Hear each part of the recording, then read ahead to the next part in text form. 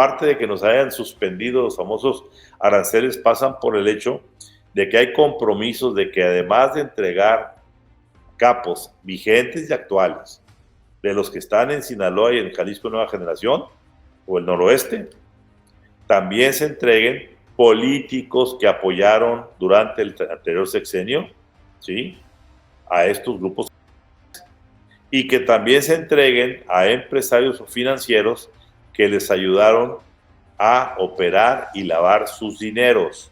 Vamos a ver muy pronto esos nombres. Con tanta evidencia que hay, por ejemplo, de Mario Delgado con el huachicol fiscal. Sí. Con tanta evidencia que hay de los dineros que manejó, por ejemplo, Rubén Rocha Muñoz, el gobernador de Sinaloa. Todo está en la mesa.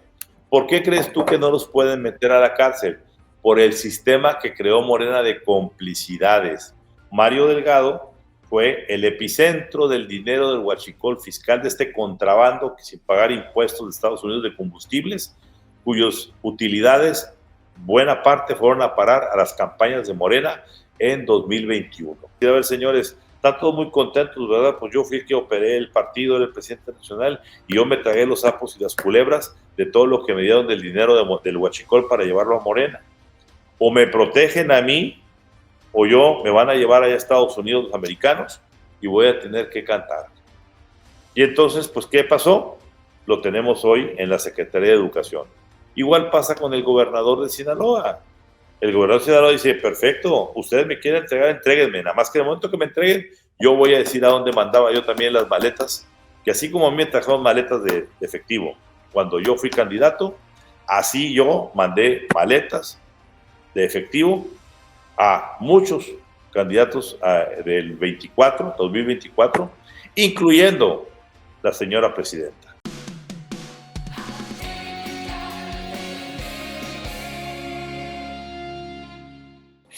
Familia Tipical, muy buenos días.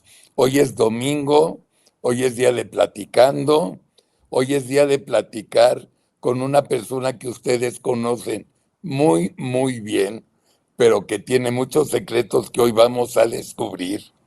El gran periodista, el gran, yo diría, politólogo, empresario, mi gran amigo Ramón Alberto Garza, presidente y director general de Código Magenta, y estamos en Zoom porque no pudo venir de Monterrey, pero mañana también ya lo tendremos en el programa de Por qué. Ramón Alberto, bienvenido y muy buenos días. Buenos días, querido Carlos. Qué gusto siempre estar aquí en este espacio que has creado con tanto ahínco, con tanto esfuerzo y con tanta libertad. Sí, estoy muy contento y por eso me identifico mucho contigo y Código Magenta.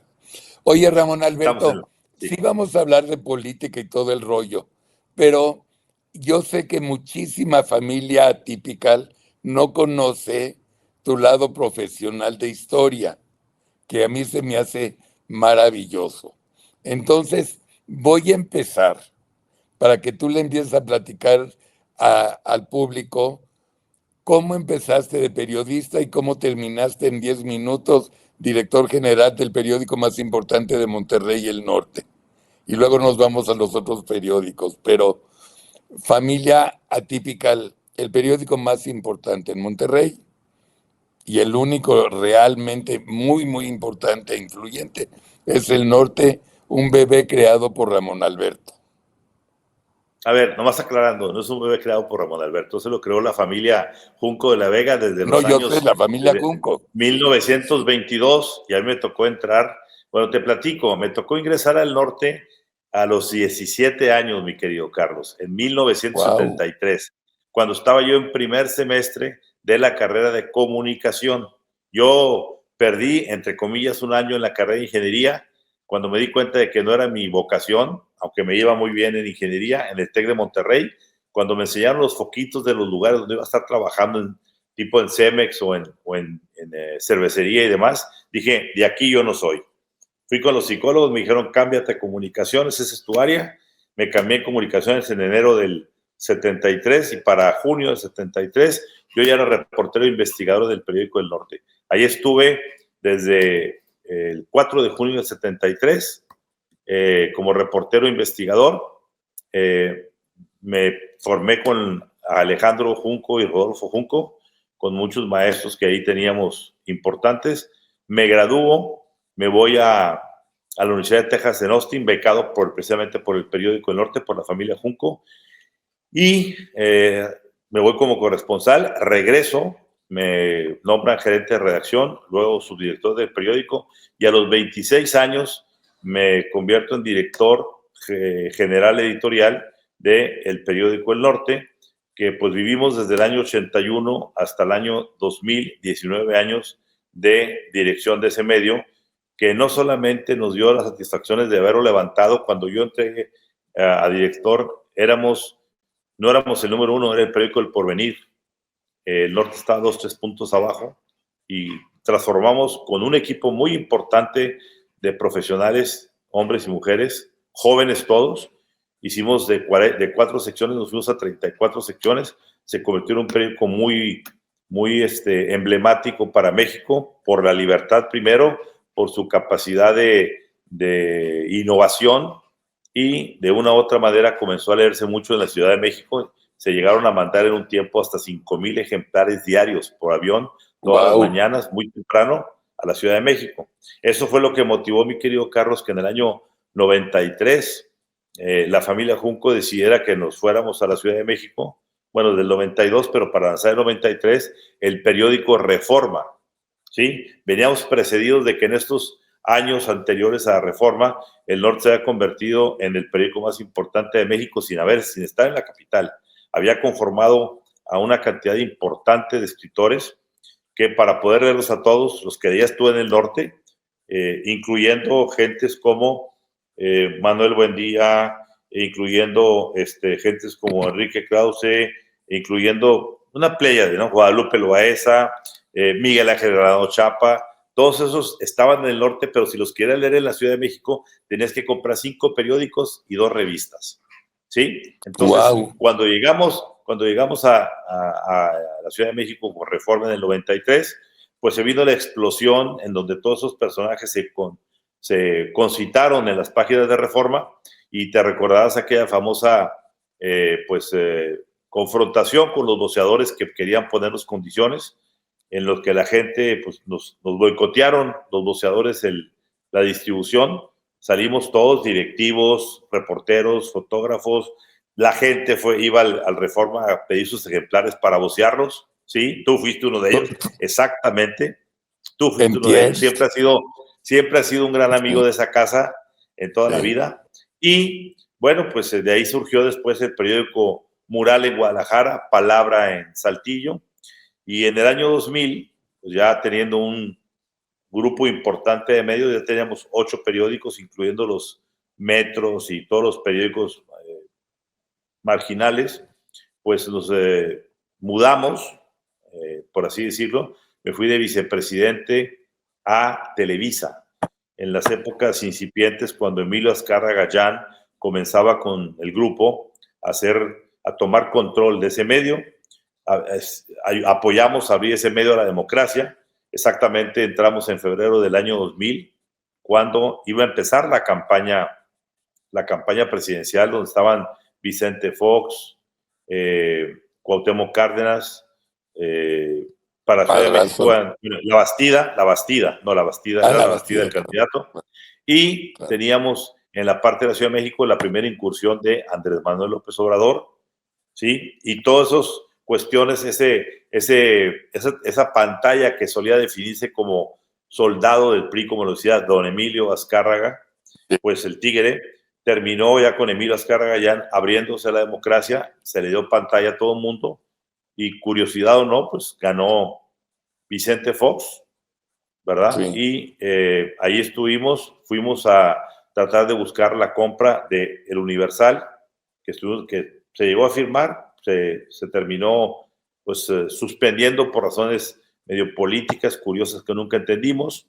y de ahí pues pasamos a fundar un medio, el primer medio electrónico en América, en el año 2005, llamado Reporte Índigo, y que fue el primer medio que era para computadoras, que las páginas se daban la vuelta en la computadora, fue muy exitoso, que luego tuvimos que sacar también la versión impresa. Ese periódico se vendió en el año 2014 a la familia Maxice de la Ciudad de México. Se quedaron con él, éramos Anuar. socios. Anuar, sí, exactamente. Y finalmente en el año 2015 surgió Código Magenta, que está cumpliendo este año 10 años, que ha sido pues también un fenómeno en cuanto a la opinión pública, porque no pretendemos ser un medio que abarca todo. Somos un medio boutique que vamos a las notas y al análisis, no a la nota del día, sino al qué hay detrás de la noticia, Carlos. A ver, Ramón Alberto, yo tengo mucha curiosidad. ¿Cómo terminaste de novio de Andrés Manuel López Obrador? ¿Qué le viste para terminar de íntimo amigo del carajo? A ver, déjame decirte, me ha tocado vivir, como digo en mi libro Dinastías, presidentes a todos ellos, desde Echeverría a la fecha. El primer presidente con el que yo me confronté y lo tuve cara a cara y me hizo reclamos y demás fue Echeverría, en una gira por Matehuala, en la zona del desierto coahuilense, y pues básicamente, en San Luis Potosí, perdón, Coahuila, San Luis Potosí, y me tocó ver todo el desarrollo de Echeverría, López Portillo, Miguel de la Madrid, Carlos Salinas, Ernesto Zedillo, el cambio famoso de Vicente Fox, que lo apoyamos muchas gentes, tú también entre ellos, y el cambio de Felipe Calderón también, y pues todo salía defraudado porque finalmente el PAN terminó engullido por el PRI y se integró el famoso PRIAN. No había forma de que viéramos cómo se cerrara la famosa brecha que teníamos en este país de los demasiado pocos, Carlos, que tienen demasiado y los demasiados que tienen demasiado poco. Y creíamos de una u otra manera, un grupo de mexicanos, que pues un giro del país hacia la izquierda podría dar esa situación de recuperar ese péndulo que se perdió. Recordemos algo, Carlos, este país, y lo digo en mi libro claramente, este país pudo tener ese famoso desarrollo estabilizador en los 60s y 70s gracias a que teníamos de manera casuística, no era planeada, pero un sistema de gobierno pendular. Teníamos un sexenio en la izquierda, otro sexenio en la derecha.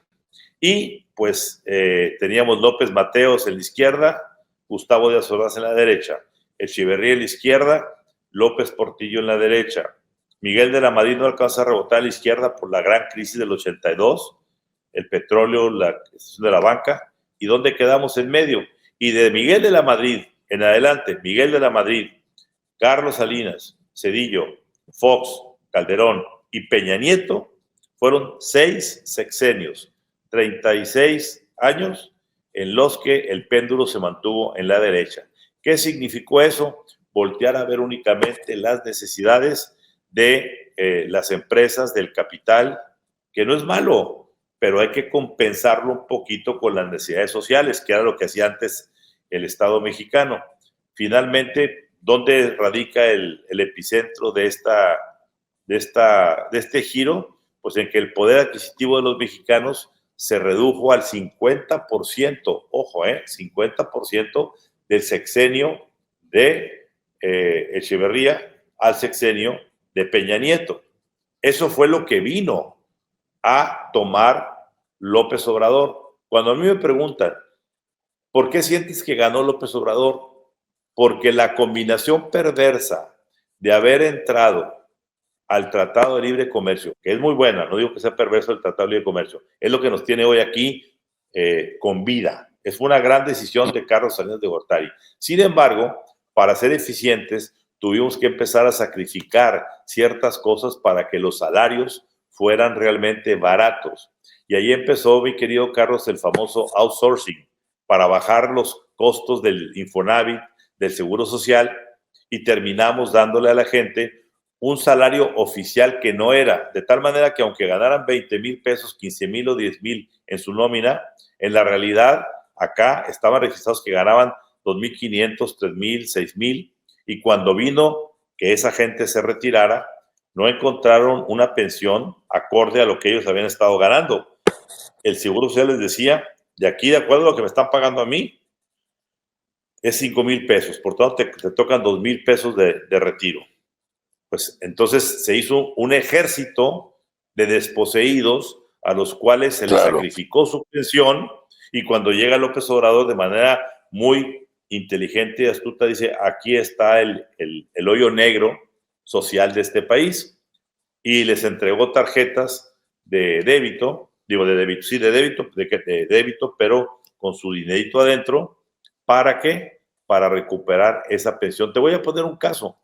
Yo tengo un capitán muy, muy querido en un restaurante aquí de Monterrey, y un día le pregunté, días antes de la elección, le dije, a ver, fulanito, ¿me puedes decir por quién vas a votar el próximo domingo? Y me dijo, no le va a gustar, licenciado. Digo, a ver, suéltamelo, no, somos libres. Me dijo, por la señora Claudia Sheinbaum. Explícame nada más por qué lo vas a hacer. Me dijo, mire, cuando llegó el señor López Obrador, en 2018, mi papá, que era un hombre de la cuchara en la construcción, pues ya estaba retirado y su pensión era bajísima, 1,000 y pico de pesos. Mi mamá, pues ni siquiera pensión alcanzó porque hacía cosas del hogar y demás en otros domicilios, aseos y demás, ropa, etcétera. Y para poder que ellos sobrevivieran, yo les mandaba 7,000 pesos de mi sueldo y de mis propinas. Y mi hermana igual, 14,000 pesos entre los dos, para que vivieran nuestros padres ya retirados sin pensión. Sin embargo, llega López Obrador, entrega las tarjetas y la mamá le llama y le dice, hijito, te agradezco lo que hiciste por mí por tantos años, ya no necesito los 7,000 pesos. Igual a su hija. ¿Qué terminó pasando, Carlos? Tuvo de pronto el sistema Morena un acierto que tenía 4 incondicionales, un papá y una mamá que tenían dinero de parte del sistema social, y 2 trabajadores que recuperaban sus 7,000 pesos cada uno, un aumento de sueldo, porque ya no tenían que mandarle al papá y a la mamá. Entonces, que no digamos por qué no sabemos que llegó López Obrador. Llegó porque creímos que en aras de optimizar los salarios para ser competitivos en el libre comercio global, terminamos exportando miseria de pensionados. Y los 30 y tantos millones que hoy sostienen a Morena son esos pensionados que están agradecidos porque alguien llegó y vio por ellos. Y ahí empezamos a ver todo el asunto de lo que estaba pasando, y de una u otra manera, mira, yo un día le comenté a Alfonso Romo, que no estaba con López Obrador cuando hablamos este diálogo que te voy a comentar. Yo en Reporte Índigo, que todavía no era impreso, era únicamente electrónico, voy y entrevisto a Andrés Manuel, y me encuentro a Andrés Manuel en 2010, recuerdo que era agosto del 2010, completamente diferente a que conocíamos. Ya no era aquel beligerante, rijoso, estaba sumamente condescendiente, complaciente, buscando tender puentes. Había su esposa, había encontrado una nueva pareja con Beatriz, tenía a su niño, etcétera, etcétera. Y cuando termino la entrevista le digo, oye, Andrés Manuel, ¿qué pasó? Este no es el Andrés que yo conocía, del que yo tenía referencias cada vez que te veía. Me dijo, la vida cambia, Ramón Alberto, y hay que verla por otro lado. Y empezó a filosofar en cámara, y sacamos la entrevista y la titulé El nuevo rostro de López Obrador. Pues Romo lo digo en mi libro, Romo me increpa y me dice, ay, sí, el nuevo rostro de López Obrador, ya te compraron. Le dije, no, velo, escúchalo, no opines desde la ignorancia. Se reunió con él, se dio cuenta de que traía algunas propuestas buenas, y gracias a un encuentro que también estuve ahí con Dante Delgado, se hizo toda esta situación de conjunción. Yo te digo una cosa, hasta el cierre del primer año del gobierno de López Obrador, a mí me tenía convencido de que iba por un camino correcto. Una perversa combinación de la pandemia, que le hizo brotar sus peores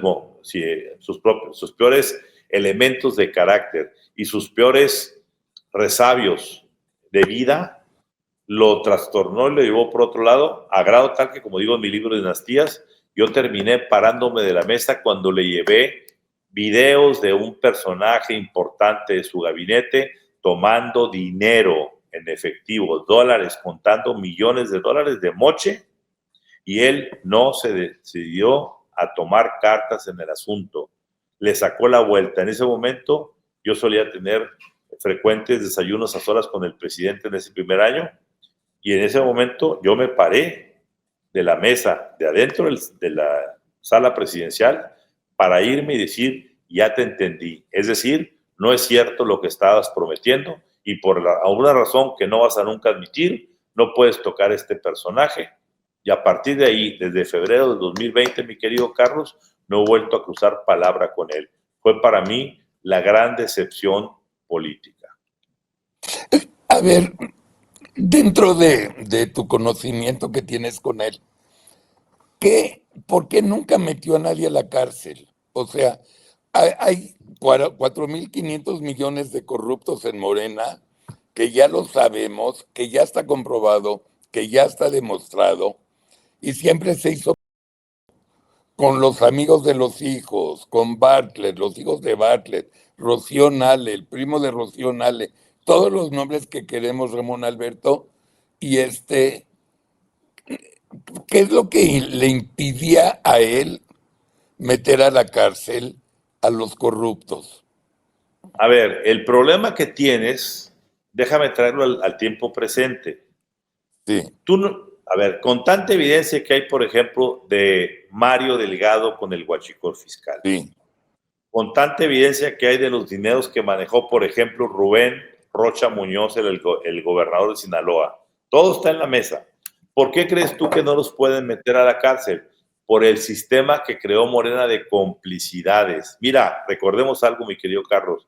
El PRI y el PAN por lo menos tenían cierta decencia o cierto sabor de dignidad cuando llegaron a llevar a la cárcel a secretarios de Estado. ¿Cuántos gobernadores en el sexenio de Peña Nieto fueron y pisaron la cárcel? En el sexenio de Cedillo se llevó a la cárcel al hermano del expresidente Carlos Salinas. ¿Sí? Es cierto. Es decir, había cierta vergüenza cuando las cosas eran muy evidentes. ¿Por qué no lo hizo López Obrador? Déjame decirte por qué. Ponerte el caso de un Mario Delgado. Mario Delgado fue el epicentro del dinero del huachicol fiscal, de este contrabando que sin pagar impuestos de Estados Unidos de combustibles, cuyas utilidades, buena parte, fueron a parar a las campañas de Morena en 2021. Y sin embargo, a Mario Delgado, por la razón que sea, terminó no dándosele ninguna candidatura ni al Senado ni a la Cámara de Diputados. Primera vez que un presidente de un partido no es protegido por el fuero en tiempo de elección presidencial. Mario se quedó callado porque él sabía que, pues, como habían hecho las cosas tan suciamente, con incluso de Sergio Carmona, el hombre que operaba los dineros del huachicol fiscal y que lo hacía en Monterrey, una barbería en San Pedro. En San Pedro, a mansalva. Sí. Entonces, bueno, él se quedó calladito. Y cuando ya ganaron la elección, pues él tuvo todas de la ley para decir, a ver, señores, están todos muy contentos, ¿verdad? Pues yo fui el que operé el partido, era el presidente nacional, y yo me tragué los sapos y las culebras de todo lo que me dieron del dinero del huachicol para llevarlo a Morena.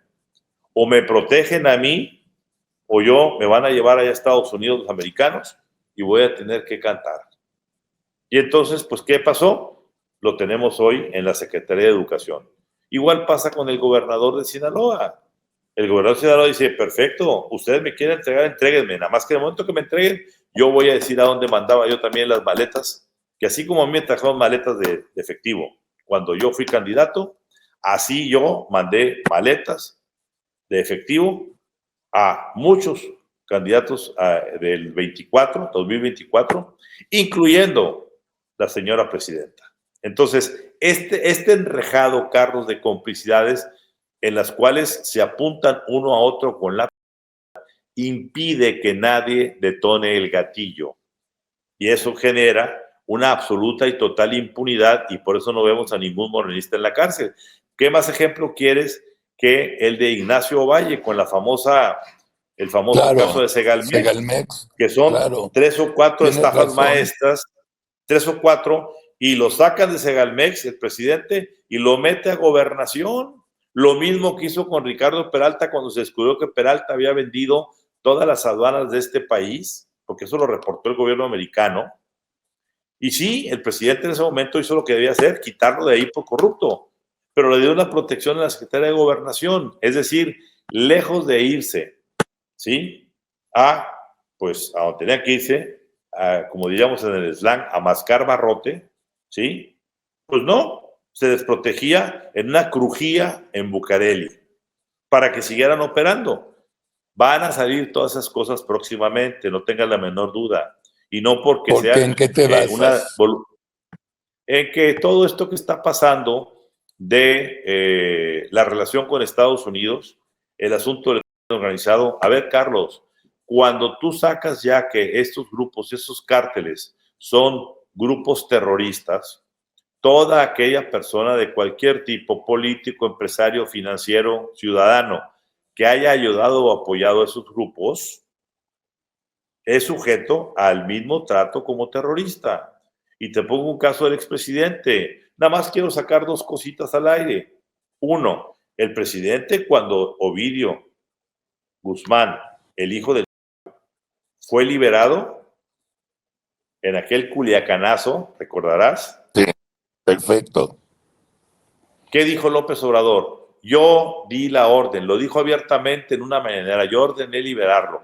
Bueno, pues en ese momento estás admitiendo que tú ordenaste la liberación de un terrorista. Hay que dar Sí, pero explicación de eso. él siempre justificó que para evitar un baño de sangre No, así entre la puedo población. justificar a todos los delincuentes del país. Bueno, claro, A ver, claro. a ver, todos. Aquí la cosa es muy Seguro. sencilla. El Estado, cualquier Estado en el mundo, tiene un único monopolio y es el del uso de la fuerza. No puedes renunciar a él. No puedes cenar de decir, mira, Carlos Alarraqui o Ramón Alberto es muy peligroso, son peligrosos y por eso no los tocamos. No, pues así por eso no hay nadie, por eso es puro intocable. Entonces, ese es un caso. Otro que acaba de salir la semana antepasada o pasada, una entrevista que le hicimos a un abogado internacionalista que se David, llama Eddie Barón Levy, donde él dice, a mí, antes de que Sergio Carmona se me vino a consultar ciertas cosas, porque yo creo que este hombre quería entregarse en Estados Unidos, y ahí el brazo derecho de Carmona le reveló al abogado Barón Levy que Sergio Carmona ya se había reunido con el presidente en funciones, Andrés Manuel López Obrador. Y semanas después, pues este personaje, Sergio Carmona, fue acribillado. La pregunta es, ¿de qué hablaron el presidente López Obrador y este hombre que no tenía ninguna función en el gobierno y que era simplemente el hombre que manejaba y repartía desde paraísos fiscales los dineros del huachicol fiscal? Esos dos hechos obligan a que el gobierno americano siente en el banquillo a Andrés Manuel López Obrador para que dé testimonio de eso y veamos si fue o no, a los ojos de la ley, no de las percepciones, de la ley, un presidente. Todos los indicadores nos sí. dicen, todos los indicadores, Carlos, nos dicen hoy que sí lo fue. No, no nos hagamos tarugos.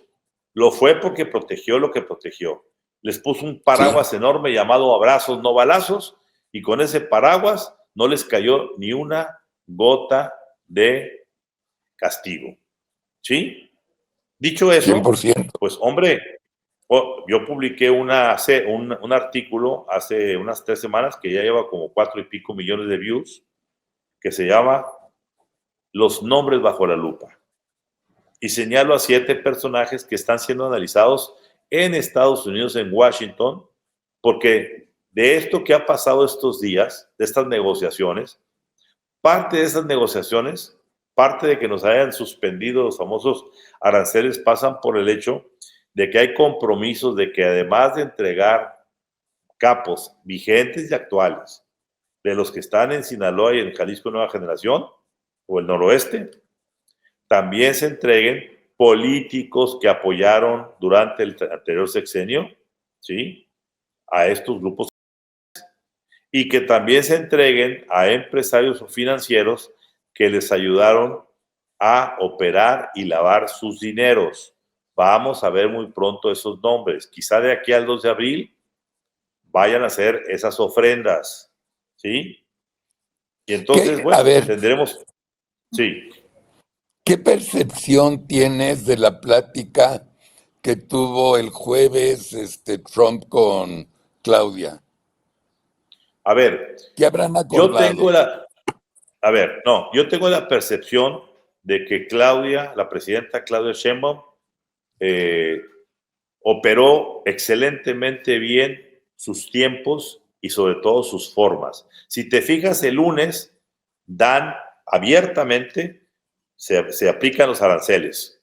La reacción de Trudeau, el canadiense, es yo voy a aplicar lo mismo, y se aventó en un tono muy desesperado, muy agresivo, y no dio Sí, pie a ninguna cuestión. La presidenta Claudia absolutamente Sheinbaum, cierto. aplicando su estrategia, que en principio la sentíamos equivocada, esta estrategia de la cabeza fría, terminó dándole dividendos. ¿Por qué? Porque ella salió a decir lo mismo que Trudeau, tranquila, diciendo vamos a analizar lo que hoy se anunció, vamos a esperar los detalles para ver qué producto se lleva del 25%. Y el próximo domingo, en la plaza pública, yo anunciaré lo que tenga que anunciar para defendernos. Es decir, inteligentemente la presidenta dio un espacio de 5 días, martes, miércoles, jueves, viernes y sábado, para ver si el presidente Trump corregía el paso. Y sabía que lo iba a hacer porque no hay forma de que del lado americano esos aranceles no se suspenden por México y por Canadá. Es porque los empresarios americanos dicen esto no es correcto. Y Trump tuvo que patear el balón otro mes. Pero a Claudia le funcionó, y como el Trump tenía que justificar bien las cosas, dijo, la presidenta nos ha tratado bien, nos ha dado algunos resultados y hemos acordado que no va a haber aranceles para los productos de libre comercio, que son 40 o 50% de lo que exportamos. Lo más importante, automóviles y cuestiones de agrícolas. Pero dicho eso, sí es una victoria para Claudia Sheinbaum, porque finalmente le fue mejor a ella que a Trudeau o que a los chinos, que también les aplicaban aranceles. La pregunta de fondo es, en medio de este triunfo, que tampoco es para echar todavía las campanas al vuelo ni los cohetes al cielo, lo que hay que ver es a cambio de qué o qué nos pidieron que nos comprometimos a dar. Y eso lo Ese es sabremos, el mi querido quiz. Carlos, en las próximas semanas. Yo creo en lo personal dos cosas en particular. La primera es que vamos a terminar entregando a ciertos políticos, algún par de gobernadores, algún político del gabinete anterior, y vamos a terminar también aceptando una moción que no ha salido, Código Magenta ya la reveló, pero que no ha salido al público todavía, que es lo que se busca es crear un sistema aduanal y de un CBP, Customs and Sí, Border Patrol, unificado México, Canadá, Estados Unidos. Es decir, todos los problemas que habla Trump y que por los cuales estamos peleando con toda razón, la seguridad, el contrabando de acero, de aluminio, el contrabando de seres humanos con esta migración, pasa por un solo eje, que son las aduanas, ¿sí? Y la parte migratoria. Si unificamos como tiene unificado Europa, su sistema, Europa. Europa, en la Unión Europea, tú tienes un sistema unificado de tal Sí, manera que ya no puedes repartir culpas. Si se nos pasa la arma, se nos pasó a todos. Y si se pasan de allá para acá las armas, se nos pasó a todos. Entonces, si tú unificas el asunto, ya no hay culpas. Tu aduana es muy fea, tu aduana es corrupta, no, la tuya es peor. A ver, terminan siendo iguales, Carlos. Si de aquí para allá va y pasa por el paso mexicano, pues hombre, ¿a los cuántos metros están los americanos? ¿Por qué no la paran? Y viceversa, si de allá para acá vienen las armas y que las deja pasar el CBP americano, ¿por qué en el lado mexicano no las paran? Las complicidades son muy grandes porque lo que se maneja es muy grande. Entonces, si tú unificas a Canadá, Estados Unidos y México en un solo sistema aduanal, Eso va a quitar muchos dolores de cabeza. Yo creo que vamos para allá y lo vamos a entender ahí por principios de abril. ¿Tú sabes quién dio esa sugerencia hace como 3 semanas? ¿Quién? Ángel Gurría.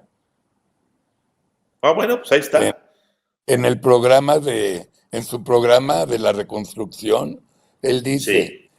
la única solución que yo veo es que se junten los 3 países y hagan un border patrol, Sí, claro, un Customs and Border Patrol. Customs and Border Patrol, pero Sí. los 3. Eso es lo que va diciendo. Y te quitas el problema. A ver, ¿cuál es el problema hoy de México? Que el sexenio de López Obrador, con Ricardo Peralta Saucedo al frente de las aduanas, que duró solamente 6 meses, se le logró comprobar que había vendido al mejor postor las aduanas de este país. Desde Manzanillo, puertos como Manzanillo, Altamira, Tuxpan o Lázaro Cárdenas, pasando por Matamoros. Bueno, la aduana de Reynosa, ¿quién la manejaba? El hermano de Sergio Carmona, Julio Carmona Angulo, que ahora está recluido como testigo protegido en Estados Unidos. Entonces, a ver, si esto... Sí, adelante. Tú estudiaste en Texas, yo Sí. estudié en Texas. Conocemos muy bien a los gringos, tenemos muy buena relación con amigos de toda la vida. ¿Tú estás de acuerdo en que los gringos no necesitan que el hable o que el hable porque ya hablaron? Claro, ¿Tú no crees que ya saben todo los gringos, ya saben todo? Sí, pero tienen que justificarlo legalmente como pasó con el famoso expresidente de Honduras, que 4 capos fueron los que terminaron entregando las pruebas para inculparlo ya ante un jurado. Pero déjame decirte esto, yo te pregunto, originalmente iba a venir a México Marco Rubio el día 21-22 de febrero. Me acuerdo. No vino. Cierto. No vino. ¿Por qué no vino? Porque no había garantías de que, como todavía no era embajador, hubiera micrófonos por aquí, por allá y se fueran a grabar las conversaciones de quienes vinieran de Estados Unidos. Por eso mandaron llamar allá, ¿sí? Al canciller, al secretario de Seguridad Nacional, García Harfuch, al secretario de Defensa, al secretario de Marina, ¿sí? Al de Inteligencia. Y, ojo, en ese grupo de seguridad solamente faltó un elemento, la secretaria de Gobernación, Rosa Isela Rodríguez. ¿Por qué la secretaria de Gobernación no fue? Porque su sello es completamente López Obradorista. Y fue la secretaria de Seguridad Nacional en la mayor parte del sexenio de López Obrador. ¿Ya? Cierto. Entonces, lo que no querían los americanos era que en la junta, en donde iban a mostrar e iban a hablar abiertamente de lo que ya se sabía, una embajadora de López Obrador estuviera escuchando todo y su primer telefonazo que fuera a hacer saliendo de ese despacho en Washington era a Palenque, no a Palacio Nacional. Claro. Entonces, hay que entender lo que está ocurriendo bajo la mesa. Arriba de la mesa son boletines hermosos, bonitos, y tampoco unos no tan bonitos. El que salió el lunes con los aranceles, ¿qué dijo? Yo por eso puse en mi video, nace Claudia con su forma de tratar las cosas serenamente, pero agoniza López Obrador. ¿Por qué agoniza? Porque todo lo que dice el boletín, o no el boletín, el comunicado de la Casa Blanca, son clavos que van sobre la lápida de López Obrador. Y no nos confundamos, vienen si se puede por ellos. Ya lo hicieron en Honduras. ¿Tú realmente lo crees? O sea, ¿no crees que Claudia se va a poner de rodillas con Trump para que no toquen a su papá? A ver, hay momentos en la vida en que tienes que hacer tú mismo el deslinde. Por más que tengas, que seas hijo de, hay un momento que si el papá te escondió muchas cosas y no te las reveló, y llega un momento, a ver, yo te digo 2 cosas. Vamos a analizar 2 asuntos, nada más 2 para no perderlos. Sí. La ratificación de Rosario Piedra Ibarra en la Comisión de Derechos Humanos. Nadie, absolutamente nadie la quería, ni los morenistas, y la presidenta propuso a alguien más. Y desde Palenque vino la orden que se quede. ¿Por qué? Porque esa es la parte sensible donde un exmandatario puede ser juzgado. No olvidemos, Augusto Pinochet lo terminó juzgando su pisoteo de derechos humanos y las cortes internacionales. Entonces, había que poner ahí una portera que le cuidara la espalda a Andrés. Y la segunda, recientemente, no nos olvidemos de la última que tenemos. La presidenta quería en buena lid acabar con el nepotismo en el 27. No la dejaron.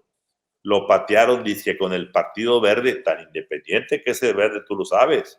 Tan independiente de Morena. Claro. ¿Sí? Bueno, terminó el Partido Verde diciendo, maldito Partido Verde, nos boicoteó la reforma y se va hasta el 30. No, de Palenque volvió la orden de decir, señores, si nos quedamos sin los gobernadores parientes que ya están listos para ganar la elección en el 27, no tenemos 2030. Mi pregunta de fondo, mi querido Carlos, es, ¿habrá en el 27 y habrá en el 30 Partido Morena? En el 27... ¿Existirá Morena en el 27 o en el 30? A ver, ¿por qué? Cuidado, porque si a Morena se le tipifica el uso de los dineros del huachicol fiscal, trabajados a través de Mario Delgado y otros cómplices para campañas de Morena, ese dinero que es ilegal y mal habido fue a financiar a gente relacionada con los grupos terroristas, y Morena pasa a ser también una entidad terrorista. Y en ese momento, adiós Morena. Por eso estamos viendo que dentro de Morena hoy... Beto, ¿qué significa adiós Morena? Morena significa que queda vedada como partido político porque pues se califica y se mete. Imagínate que se llevaran a una gente como Mario Delgado. Sí. Detenido a Estados Unidos. Sí. El presidente de Morena, detenido por corrupción y por apoyar a grupos terroristas. Entonces, ahí está. Ya, ¿por qué ahorita hay 5 movimientos dentro de Morena tratando de fundar partidos o crear corrientes internas? A Morena le está pasando lo mismo que le pasó al PRD. No supieron administrar su éxito de poder. Y eran tribus que no eran una unidad y que vivían como una unidad, mientras un Tlatoani como López Obrador las unificaba. La única apuesta para que Morena sobreviva es que Claudia Sheinbaum logre ser y logre rescatar ese liderazgo que va a perder o que ya perdió Andrés Manuel López Obrador, y que ella se convierta, por decisión de los morenistas, en la garante de Morena. Pero vamos a ver si le alcanza. Tú sí ves ya inicio de madrizas en Morena, ¿verdad? Totalmente. A ver, simplemente hemos visto las de Adán Augusto con Ricardo Monreal. Las de Adán Augusto con el gobernador de su estado, Javier May, que lo acusa a Adán Augusto de haber dejado el estado sembrado de gente, de policías que apoyaban a ciertos grupos del tráfico. ¿Sí? Y podemos así estar, la disputa que hay por la relevancia que se le ha dado a Andy López Beltrán como secretario de organización, para que salga en todos lados casi como un ganadero que trae su hierro en la mano para marcar a los morenistas como su ganado, dándoles credenciales. ¿Qué está haciendo? Preparando el camino para el 2030. ¿Sí? Andrés quiere que su hijo sea el sucesor de Claudia, ¿verdad? Por supuesto, si no lo hubiera instalado o impuesto como secretario de organización. Y si te das cuenta ahorita, Luisa María Alcalde, que está ahorita en su etapa muy feliz y muy merecida de maternidad, pues ha estado mucho fuera de la película, y el dueño hoy de Morena en todos los sentidos es Andy López Beltrán. A ver, cuidado, Carlos. Sí. Cuidado, porque si mañana la presidenta le quiere jugar chueco a los de Morena y no les gusta cómo esté operando con Trump y no les gusta cómo esté dando las negociaciones y demás, la pueden desconocer y eventualmente enfermarla y meter a una gente como Andy a ser interino. Así de grueso. Así de grueso. La política sí es. Y máxime cuando no hay escrúpulos de por medio. Sí. ¿Cómo ves tu visión del año 2025? ¿Cómo lo ves? El 2025 es el 7º año del expresidente López Obrador. Exacto, de Y acuerdo. recordemos siempre, tú, igual que yo, por lo que hemos vivido, hemos sido testigos presenciales de que el peor año de cualquier presidente es el Es 7º el año. séptimo. Sí, Yo sí, sí. recuerdo haber estado 2-3 meses antes de que finalizara Carlos Salinas de Gortari, me invitó a un café a Los Pinos y me preguntó cómo sentía que iba a ser el año siguiente ya cuando él saliera. Y yo le dije, y está en mi libro y se lo narrado, te van a meter a la cárcel a Raúl, porque no se le cuidaron las formas. No, eso no puede ser, eso no se ha hecho. No. Bueno, yo te estoy diciendo lo que yo pienso que va a pasar. No tardamos ¿Tú lo 3 meses pensaste, para... Ramón? ¿Mandé? ¿Tú lo ¿Mandé? pensaste? ¿En serio? Sí, ¿Tú claro, pensaste claro. eso? Y se lo dije al presidente en funciones, Carlos Salinas, en su despacho presidencial en Los Pinos, 2 meses antes de que él saliera, porque él me invitó a un café para preguntarme qué sentía yo, qué iba a Sí, pasar cuando él sí, se fuera. Le dije, te van a sí. crucificar. Y cuando se fue a hacer la huelga de hambre a Monterrey, se vino acá a Monterrey, a mi tierra, ¿sí? Al único periodista que recibió fue a mí. ¿Por qué me recibió a mí? Porque como él me dijo, usted, Ramón Alberto, me lo advirtió y me dijo, por eso lo recibí. Usted me dijo claramente que esto iba a pasar. Le dije, a ver, presidente, pues siento decírselo. Se lo dije, no me creyó y 4 meses después aquí estamos sentados, ¿sí? Con el asunto que se iba a venir. Entonces, muchas veces, ¿cuándo nació Cedillo? Cuando metió a Raúl A Salinas a la Raúl. cárcel. Sí, Punto. sí. Ahí nació Cedillo. ¿Cuándo nace Claudia? Para mí, ¿sí? Nació antier con la respuesta que le dio a Trump, tan decente y correcta con los aranceles, lo que permitió que esa decencia que no tuvo Trudeau, que se puso guerrillero y se puso a sacar la metralleta, ¿sí? Del insulto y todo, lo que tú no puedes hacer con una gente como Trump, que es como es, y como dicen en el rancho, con esos bueyes hay que arar, es Sí. ponerte a las patadas con quien no tiene sentido de orientación política y que tiene los problemas adentro de su propio país. Pues claro, fue muy inteligente. Quien quiera que le haya diseñado a la presidenta Sheinbaum la estrategia, ella misma o sus allegados lo leyeron muy bien. Y eso permitió que México fuera el primer país a que Trump dijera, bravo, y por eso me voy a aplazar hasta abril 2. Y tenemos ahora ya 3 semanas y media para ver qué va a pasar. En estas 3 semanas y media, Carlos, vamos a encontrar la respuesta a cambio de qué se suspendieron esos aranceles. Esto es un comercio. A Hoy, ver, sí. ujú, ¿Hoy hoy qué? en la tarde, a las 12 del Sí, día, sí. en lugar de que haya manifestación, va a haber baile y un Claro. discurso de Claudia de 5 minutos. A ¿Para qué ver, baile? O sea, no yo te entiendo. digo algo. ¿Qué, Yo te digo qué algo. A mí celebran, me carajo? parece, a mí me parece peligroso, políticamente hablando, que se sostenga el famoso meeting de la plaza. Si el presidente Trump se hubiera insistido en los aranceles, vale que agarres en la plaza y digas, señores, yo voy a aplicar estas medidas. Sin embargo, si ya conseguiste el objetivo y compraste casi un mes de tiempo aire, como diríamos, ¿sí? No hagas ese meeting. Sale un tipo mañanera a decir lo que tienes que decir el domingo. No hay que decir nada porque ya está hecho que está Ya no hay suspendido todo. nada. Lo que sí Claro. es un peligro, mi querido Carlos, que pueda pasar hoy, es que alguien, enemigo de la presidenta, quiera meter ruido y quiera sacar imágenes de Trump en una forma u otra y aquello se convierte en una plaza, en un zócalo anti-yanqui que irrite al hombre de la Casa Blanca y diga, mexicanos y el gobierno mexicano, con eso pagan mis mis favores de haber suspendido los aranceles. ¿Para qué? Como dijo mi compadre Juan Gabriel, ¿pero qué necesidad? Claro. ¿No? Ramón Alberto, nos vemos mañana. Claro, sin falta, encantadísimo, ahí estaremos, mi querido Carlos. Ha sido un placer tenerte aquí en Platicando.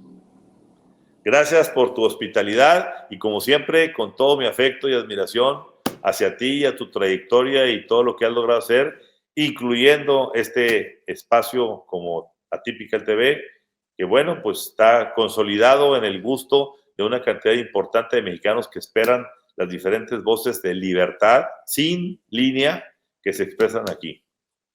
Sabes que es tu casa. Gracias, Carlos. Salúdame, un abrazo grande. Salúdame a los 4 magníficos. Les mando un beso a los 4 y que todos estén muy bien. Qué lindo es, así lo haré. Gracias. Gracias. Familia Atypical, pues ya acabamos platicando. Nos vemos mañana a las 9 de la mañana en ¿Por qué? El programa de política para no políticos. Ahí los esperamos ahora en vivo con Ramón Alberto, Pedro Ferriz, Pepe Rubinstein, Sarita Dulce, Luis Berman y su servilleta. Sigan disfrutando de la programación de Atypical. Pasen un lindo domingo. Nos vemos mañana. Muchísimas gracias. Buen día.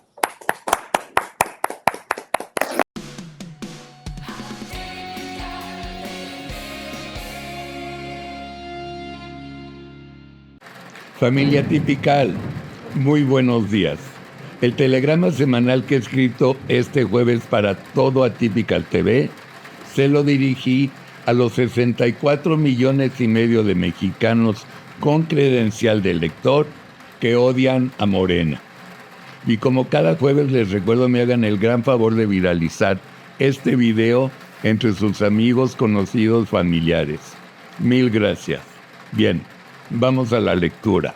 La cabeza del telegrama dice: telegrama dirigido a los 64 millones y medio de mexicanos con credencial de elector que odian a Morena. Y entre paréntesis, tienen razón. Estimados amigos, estos son los hechos. En el gobierno de AMLO, 200,000 homicidios, 64,256 desaparecidos. Récord histórico en México, con el peor presidente de la historia de este país. Ahora vayamos con Claudia. En su gobierno, hasta el día de hoy, en 7 meses, 12,000 desaparecidos, 17,365 homicidios. Total de muertos por homicidios y desaparecidos en 7 años, 293,891. ¿Qué es Morena? Muy fácil. Morena es el partido de la muerte. Familia Atypical, este es el telegrama de este jueves. Tengan un lindo fin de semana, sigan disfrutando de la programación de Atypical y nos estaremos viendo próximo jueves, Dios mediante. Muy buenos días.